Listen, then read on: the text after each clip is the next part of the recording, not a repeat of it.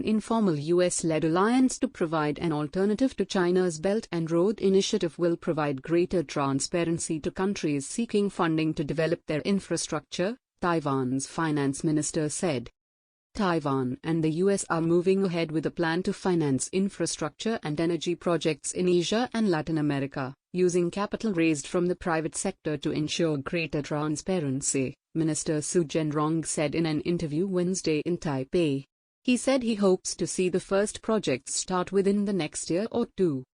The plan, initiated with the signing of an agreement between the US and Taiwan in September, aims to raise funds through bonds aimed at Taiwanese banks, insurers and other private capital.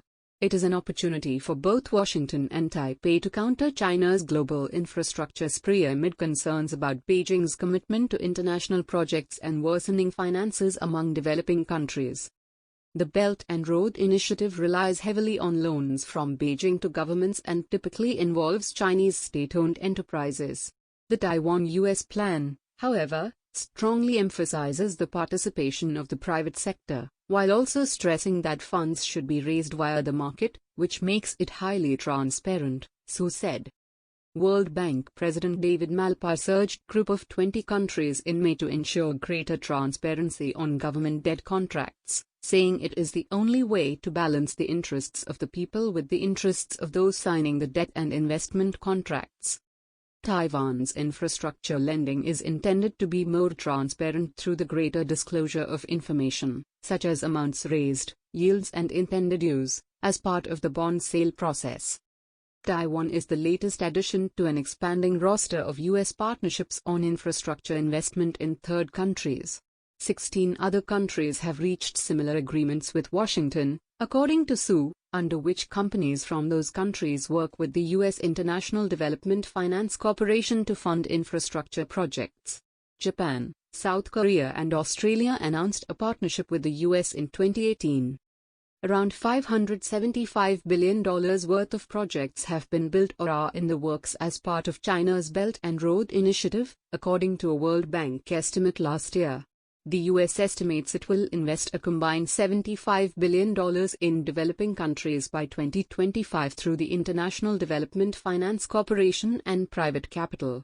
Su didn't discuss how much he estimates Taiwanese investors will contribute.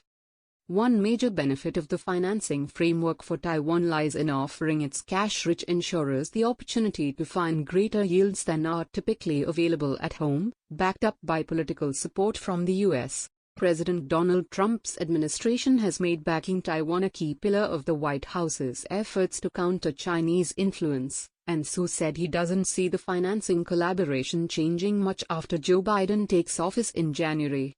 He attributed that to shared values and strong bipartisan support for Taiwan in Washington. After he takes office, Biden should maintain the basic framework of the plan, Su said. It's unlikely that there will be an about-face. Economic optimism.